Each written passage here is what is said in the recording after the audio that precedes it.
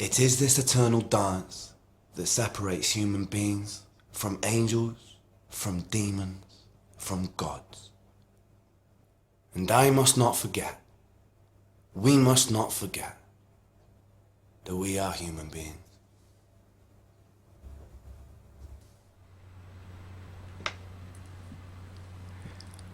Hello, hello, hello. What ho! Welcome back to another exciting adventure of Radio Free Anarchy. I'm your host, Travel Mateus.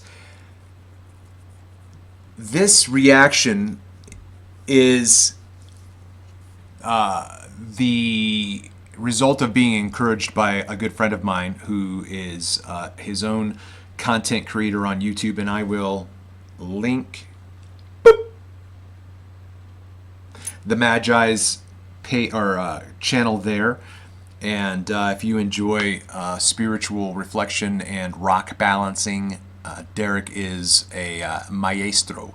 We just got done watching the entire video, which was my intention to let you enjoy the video itself without any interruptions. And so now what we're going to do is watch the video and break it down, and hopefully I do it justice. Hopefully you will enjoy the content and subscribe, like, comment, and share every single thing that comes up afterwards, because that's how my channel is going to grow. Can't do it without you. I need your help, your support, and your beneficent kindness to like, comment, and share on every video. All right, let's dive right into HI REN. All right, I got all the kinks ironed out, so here we go, jumping into the video.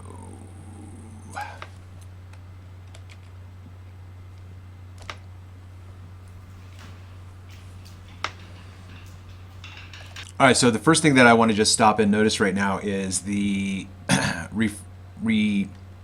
guess I'm going to just say this projection, this holograph right here and right here. I just find it interesting whether or not, look, when an artist creates something, like, he notices this, like, I just find it interesting that it's there, right?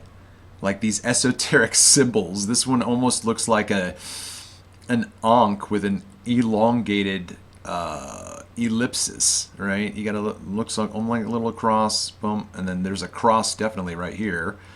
All-seeing eye in the middle. You know, these are the zodiac, and then we got a pig. This is very grindhouse, and I remember watching this for the first time and just not knowing what this was going to be, and I hope that I can communicate the amazement that I had the first time, but here we go.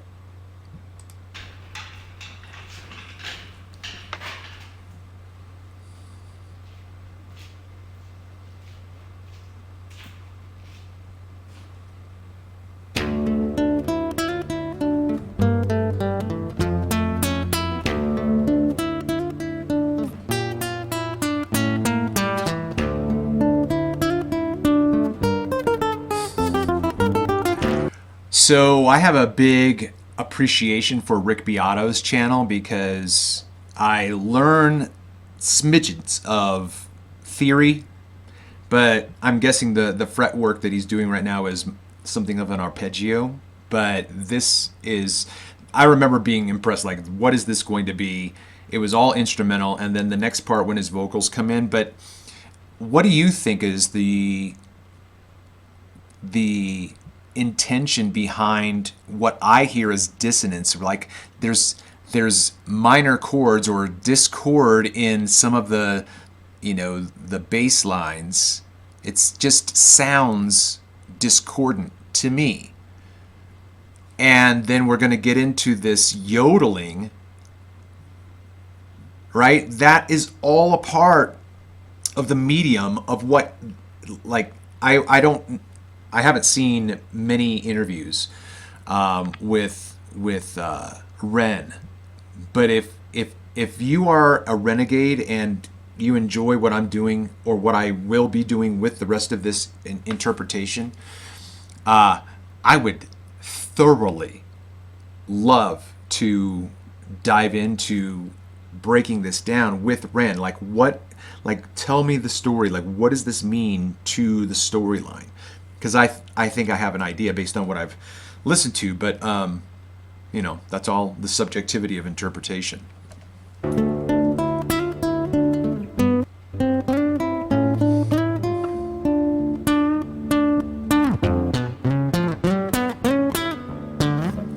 It's easy to make a stank face when the artist is in, the groove with himself. I think I remember the first time watching this, I was trying to figure out if it was dubbed over or not, but regardless of whether or not it was dubbed over, when watching his performance, obviously it's live in the moment itself. And I think he does a great job of communicating his art through his entire being.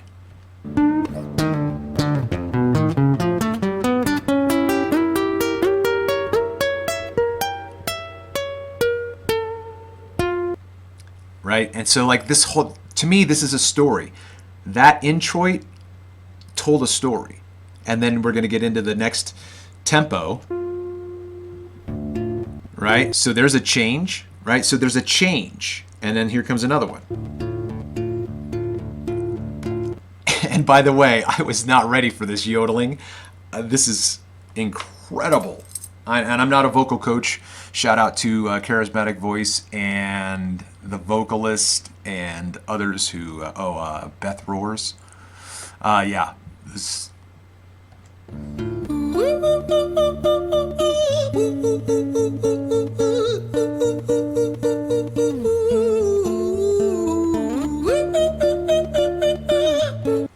I'm just going to go back because I think I saw a cut here that I had never seen before.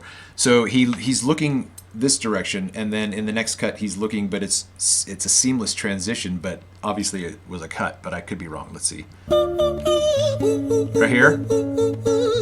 And then he's looking too far to the right on that one. That was a cut.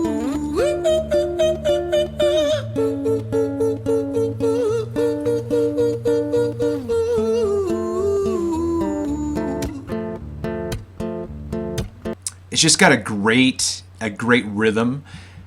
So in my mind, the buildup of that introit and then the yodeling, to me, shows the two wolves within, right? The darker wolf and the lighter wolf. And yet they are both the same being, right? So imagine if there were a wolf on each shoulder or an angel and a demon on each shoulder of Ren. What would those angels look like? What would that angel look like? What would that devil look like? It would look like Ren, because it's the same person. And so that's what this entire video is. It's the psychological profile of me, of you. I'm sure of a lot of people who identify with this medium and this message. That internal dialogue that we have, I think I have a friend, a close friend of mine, when I was describing something that I had experienced, he said, dude, I can't keep listening to you because you're just obsessing and compulsively obsessing and obsessively compulsing about this thing to figure it out. And he's like, I don't do that. Like, I don't have that dialogue in my head. I'm like, how do you figure shit out, man? Like, how do you, you don't think? We all think. That's the one that your CPU never shuts off. It's always running. The program that is running is your I am, right? So you're always thinking. Whether you're awake, you're thinking, and the minute your severance happens and your innie wakes up in a dream, you're thinking still. You're still thinking. It's just you're asleep. Anyway, what I love about this video and this message is the conflict of that inner voice of accusation and antagonism that is you. So there's a difference between your intuition, which is the white wolf, I would say, and your fear, which is the darker wolf. The opposite of love is not hate. The opposite of love is fear. And that voice within is that voice of intuition, but it's a backpedaling, pussyfooted, negative aspect of yourself that I think to a certain extent we have to overcome. You know, some people don't do karaoke. Oh, I got to be really drunk before I do karaoke. I don't. I can just get up and do karaoke. I'm not saying I'm great at it. I just like it. Same thing, getting up and speaking in front of somebody, or playing a guitar in front of somebody. Like I can play the guitar in my closet, you know, no problem. But in front of people, so then what is it that keeps? It's fear. Oh no, I don't want to do that. Well, that might be true, but why not? To me, the experience that all of us share in this life is meant to be investigated. Like, I want to know, like, who you are. I want to know what you think. I want to know what you know. And hopefully I can reciprocate by what I'm doing now and kind of give you a preview of my giving you a taste of what I know. However, going back to the distraction that is my ADHD brain, which is an attention diversified, highly developed, that's ADHD.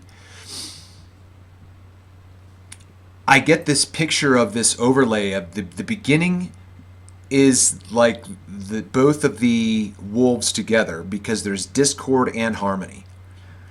And then when you get into the yodeling, I take that as almost like a skip to the loo, my darling, just this vibrant expression of life, which the artist is trying to say, and then that voice creeps in. That dark wolf is just skulking and waiting to be the one in control again.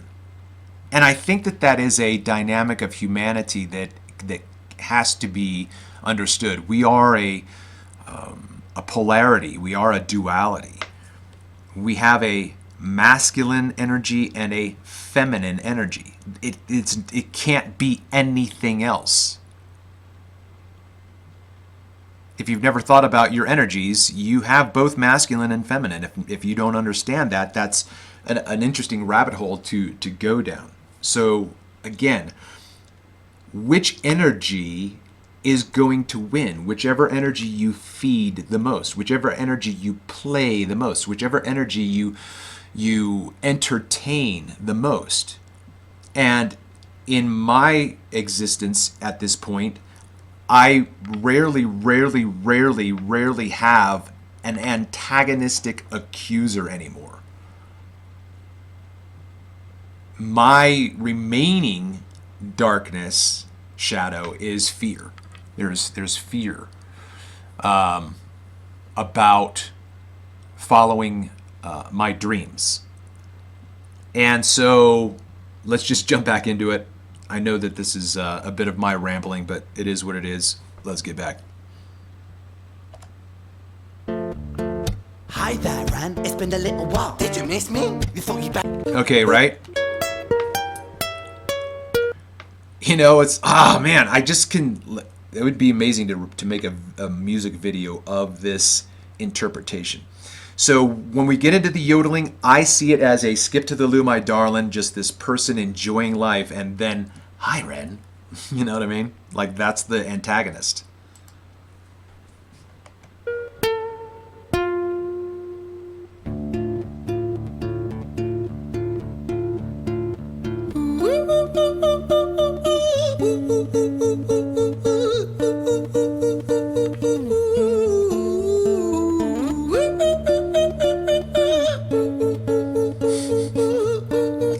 You know what I mean? Like, as an artist, like, he thought of this part here.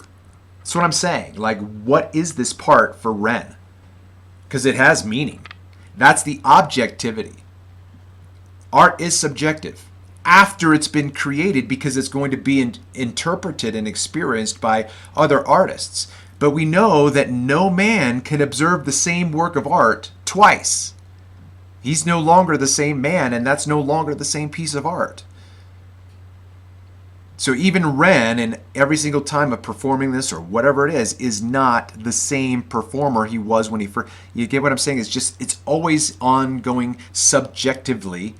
But when he was first creating this, there was an objective concept of like, I'm going to do this, I'm going to do this, I'm going to do this, I'm going to do, and then that's his Mona Lisa.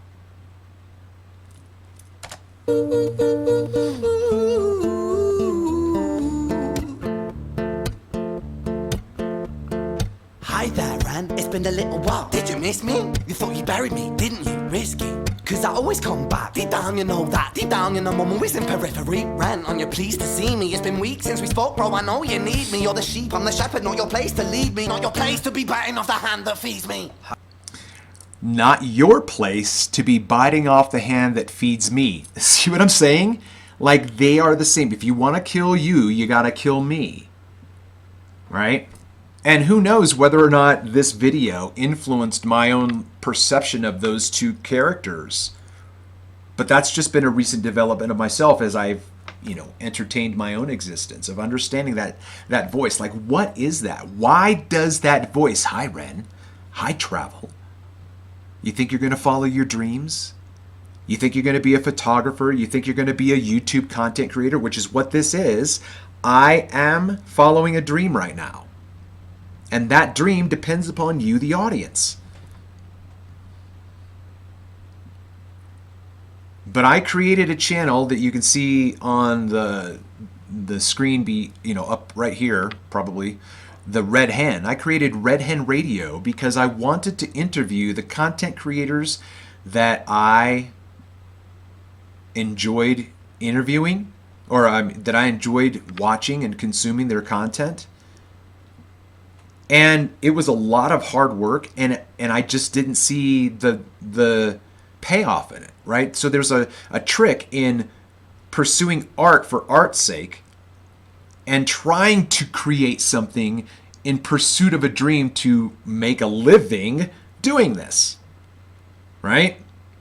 Nick and Lex, they are fantastic content creators, and they get support from their audience to create more and more and more creations.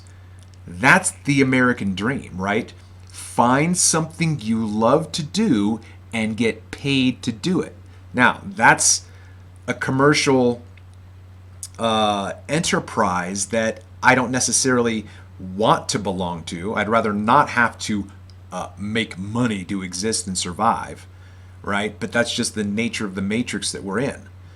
However, this is my attempt. This is my attempt with all of you renegades out there. If you've made it this far, listening to the sultry sound of my voice, stop right now, like the video, smash that Fonzarelli, leave me a comment, and share the content. Because otherwise, in 6 months, if my channel isn't increasing in numbers, to me, it's like, why am I doing this?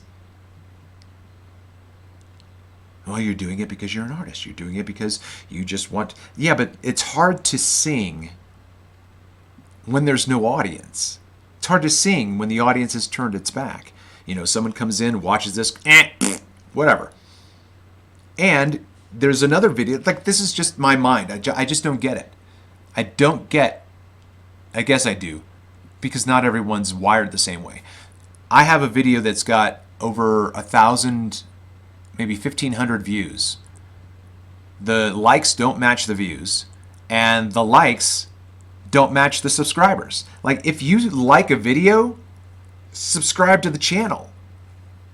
But the subscriptions don't match the likes, and the likes don't match the views.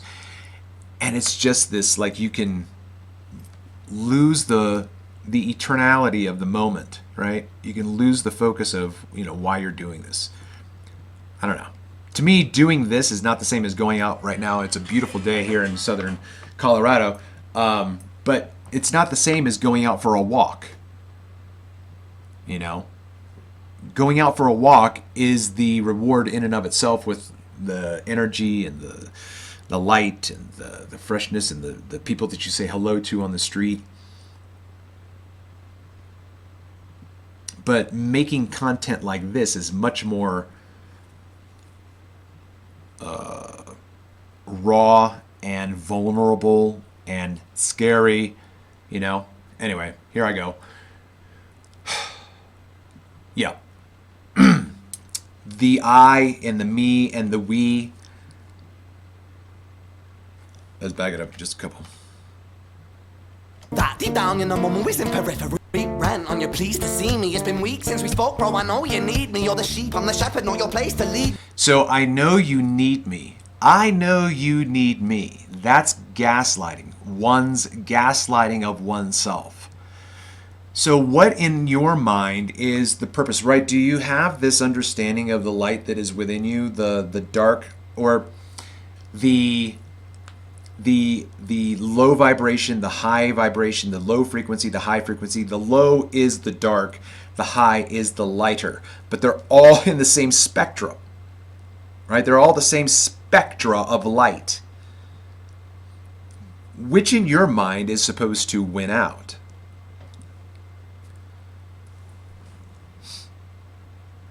So the dark, low frequency is saying, I know you need me. That's the narcissist. That's the sociopath. I know you need me. The light-bearing soul has no need to be needed. As a codependency, as an attachment. But as an awareness, I am aware of my surroundings. You know, it's this compatibility, it's this synchronicity, it's this simpatico-ness of reading a room and thinking, oh, I know how to save this conversation, or I know how to brighten this person's day. That is an awareness of your importance as a human being for other human beings. And that's not the same thing as being a narcissistic sociopath who craves attention, you know, simply because, and I'll just be honest, right? One of the things that my ex accused me of numerous times was wanting people to listen to what I have to say. And so the question becomes, is that a valid criticism?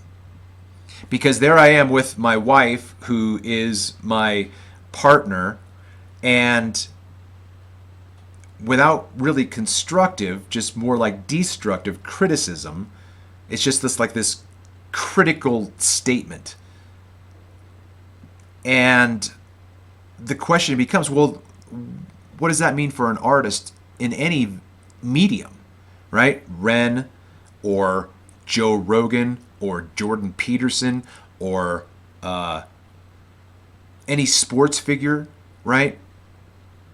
If you do what you love and people recognize it, does that mean that you're narcissistic? Does that mean that you're selfish?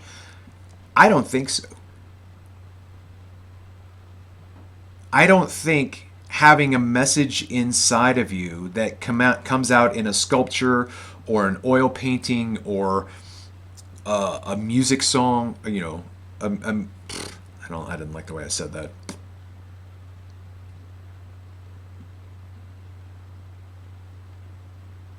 Or in a musical avenue like this.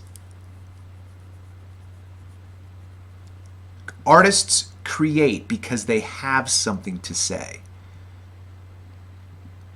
And I think that is another aspect of what makes us truly human.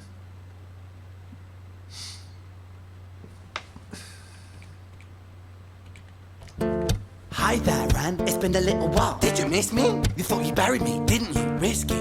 Cause I always come back. Deep down, you know that. Deep down, in the moment, we're in periphery. Ren, on your pleased to see me. It's been weeks since we spoke, bro. I know you need me. You're the sheep, I'm the shepherd. Not your place to lead me. Not your place to be biting off the hand that feeds me. Hi, Ren. I've been taking some time to be distant. I've been taking some time to be still. So the one thing that I find interesting about Ren is that he's an actor. Don't misunderstand me, or do. But even the way that he's sitting right now is communicating this intrepid, or this trepid, right? Intrepid? Trepid. This trepid, this fearful person who's like inside because his legs are closed off, and then as he talks to the other Ren, his facial expressions are just, I think, beautiful depictions of the innocence of the light that doesn't understand why am I talking to myself this way? Why am I saying these things to myself? I know who I am. I know I'm a lovely person. I know I'm, like, again, going back to my ex. The accusations that I experienced, accusing me of being someone that I'm not. I'm that same person I was 35 years ago, 30 years ago, right? I've always been this expression of myself, except now I'm brighter. And it's that voice. It's like, you fucking just leave me alone, right? Like, it's just this, yeah. Man, you don't have to have this internal dialogue in order to understand that this is really your internal dialogue. Every single one of us has these existential processes that are going on in our entire experience of being alive. No man can step into the same river twice. It's no longer the same river, and he's no longer the same man. No child, no teenager, no girl, no boy. Do we understand that from our first awareness of being aware of smiling at our parents, of like, imagine if you could imagine a short film of a first person perspective of a baby becoming aware. Like, who are these? Like, what are these things out there? Like, oh, that's my hand, like all that, and then and that beauty and that innocence of that child. What if that child could experience an existence where that lower frequency, that lower vibration is already subdued because the parents have an awareness of existence?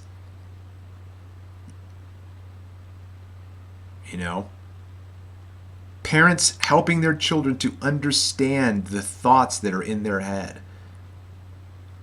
I've had 5 children, and if I could go back and redo those educations, I would do things completely differently. Helping them understand the importance of thought. Because those accusations, I can remember my earliest attachments and domestications in my experience when I was overweight as a chubby, 10-year-old, 13-year-old. And then having, some older kid, maybe in 8th grade, go, "Hey man, did you forget to wear your bra?"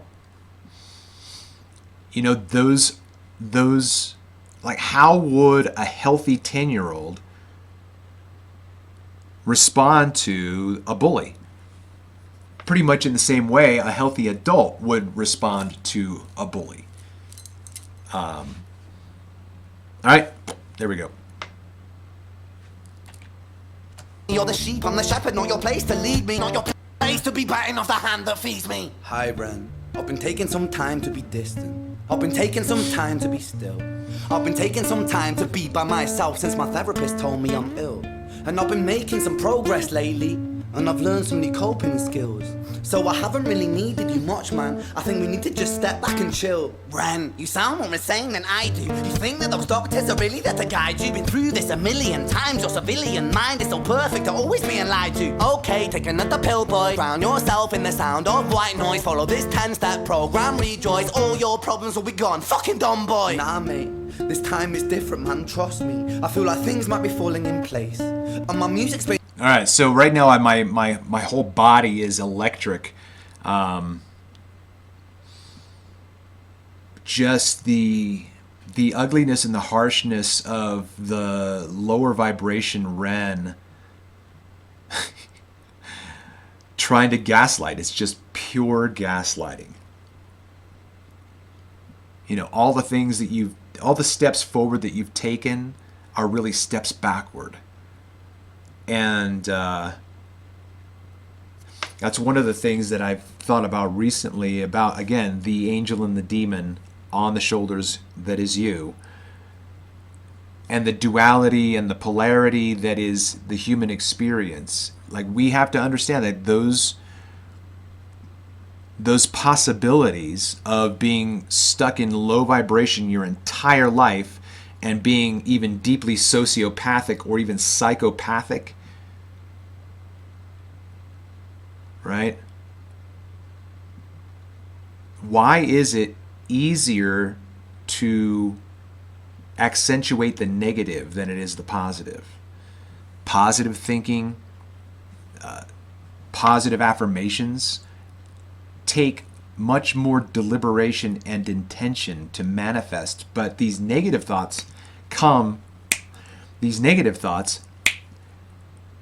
without any effort. And I remember struggling through that as a younger man, married and with children. Just being so much more, it was easier for me to be manipulated by that lower vibe. It was just easier. Laziness is easier than hard work. But not if you've always been a hard worker. I guess that's what I'm trying to say. Like, people who raise their children to be always active with their minds and nature and building blocks and, hey, we're going outside to pick the dandelions. How many dandelions can you pick? And, get all the heads of the dandelions and whatever. Like, you give children these tasks, but you're out there with them too. And you're showing them what life is, and you do yoga, you do meditation. You don't necessarily force that on your child, but eventually, you're doing your poses, and your 3-year-old toddler or whatever comes over and he's doing a down dog with you. So the earlier we can influence a child's psychological profile to understand that the light is going to be easier to live within if it's begun at an early age. Because I think for myself, my darkness was more prevalent in my youth. I remember having a nightmare as a young child. I mean, younger than 6. And the house that we lived in my dream, in my nightmare, was filtered in this auburn red, brick red hue, and there was no sound, and yet it was as full of just angry white noise that you can't hear but you can feel. What is that darkness? And then, seeing arguments with parents or, whatever it is, those are, I guess what I'm trying to get around to say is that, all right, the analogy that comes to my mind is a dog trainer, a dog owner. You can either be a god in the eyes of men and women simply because you are the leash of your animal. Sir, you have to have your dog on a leash. Excuse me, Karen. Mind your business. I am the leash. This dog is not going to go anywhere without my approval, without my permission. Or you can make yourself look like an absolute idiot, screaming after your dog in public because it's jumping on people or it's running away and it won't come back, and you're just yelling. Like, you're either going to have an easy time making yourself look like an idiot, or you're going to have a lot of work to make yourself look like a god. But once you start the training of showing the animal that your leadership and your guidance is beneficial for them so that they want to do what you want them to do, that's godlike power. And if you could start out with that power from an early age, or if you're in a place right now before you have children that where you start thinking about having children, it is, I think, the parent's responsibility to shine as much light, love, life, and laughter into the psychological profile of that child, so that that child's light will always overwhelm that lower vibration. It's still there. It'll still be there for whatever reason. But the healthier and the holier and the whole-er we are mentally, it's just so much more of an amazing existence on this side of that story. Follow this 10-step program, rejoice, all your problems will be gone. Fucking dumb boy. Nah, mate, this time is different, man, trust me. I feel like things might be falling in place, and my music's been kinda doing bits too. Like I actually might do something great. Like the way he went, like I actually think, like he's talking, he's convinced, he believes in his dream, right?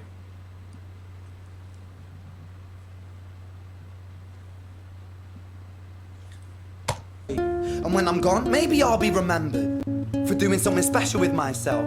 That's why I don't think that we should talk, man. Cause when you're with me, it never seems to help. You think that you can amputate me, I am you, you are me, you are I am we are one. Split in two, that makes one, so you see. You gotta kill you if you wanna kill me. I'm not leftover dinner, I'm not scraps on the side. Oh, your music is thriving, delusional guy. Where's your... Alright. You talk, man. Cause when you're with me, it never seems to help. You think that you can amputate me, I am you, you are me, you are I am we are one. Split in two, that makes one, so you see. You gotta kill you if you wanna kill me. I'm not Alright, you gotta kill you if you want to kill me. That is absolutely 100% true. Except it's not suicide. It's psychological side. It's ego side. It's death of ego. And yet at the same time, in my opinion, ego is still the self. So it's just death to the lower vibrational self. And that is what personal development is it not? It is putting to death those things in our experience, in our existence, that produce death, not only for us, but for other people. So reincarnation, in my opinion, is always and every day. Always and every day.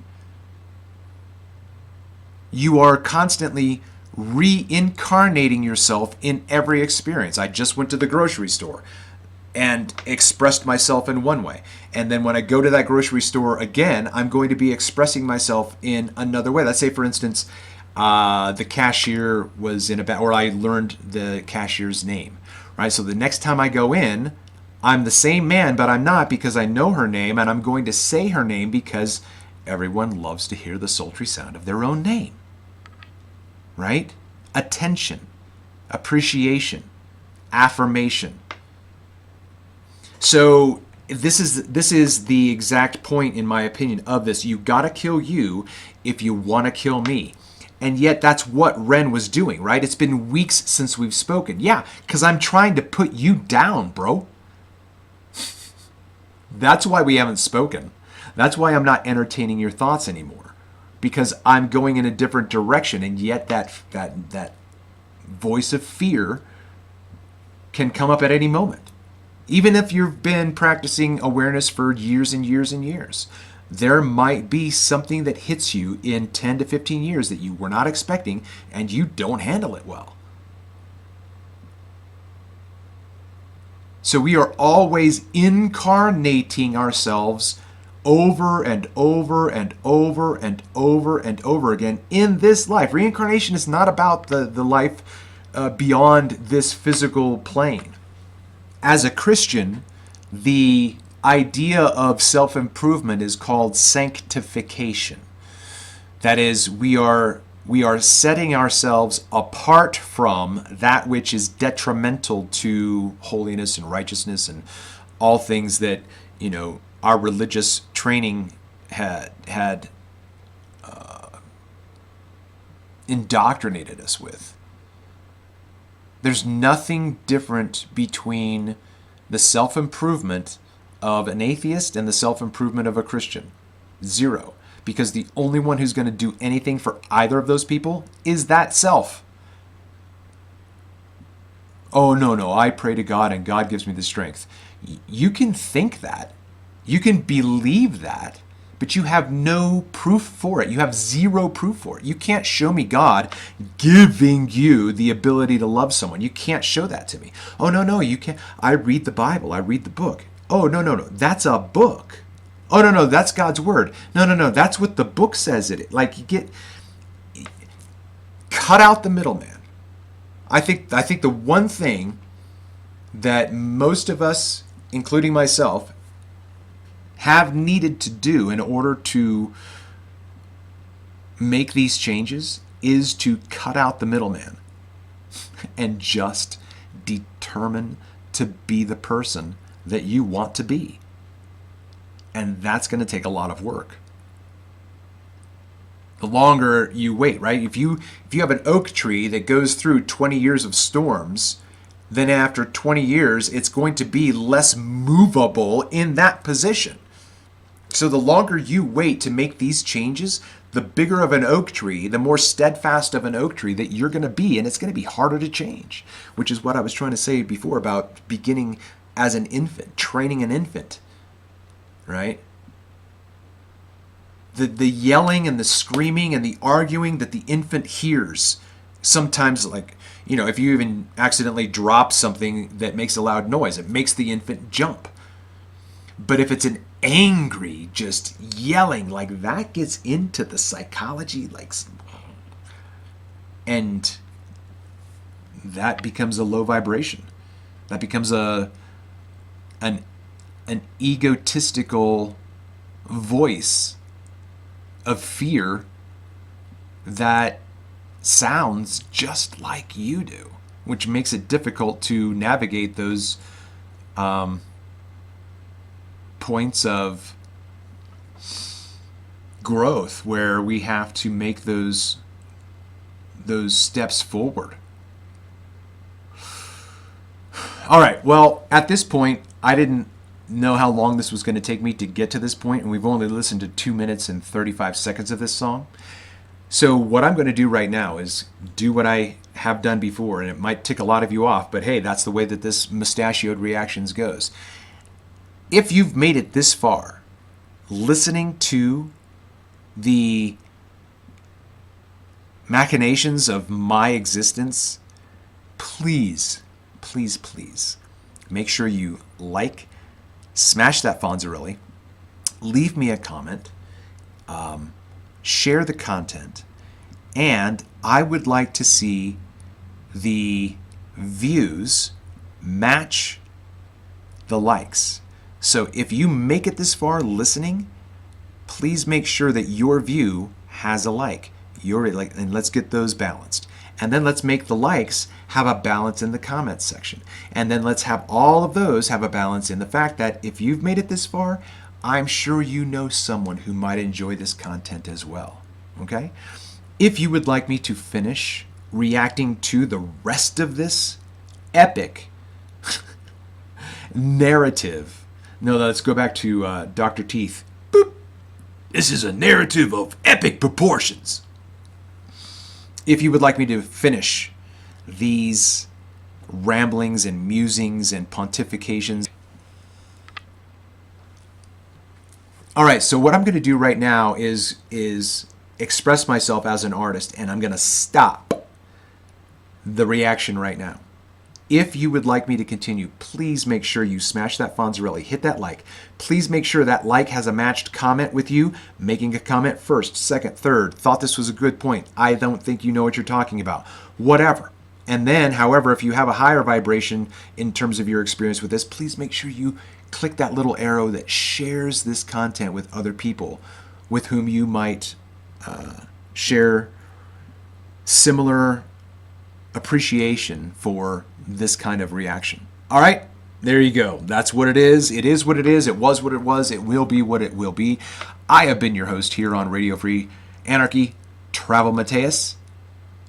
Until next time.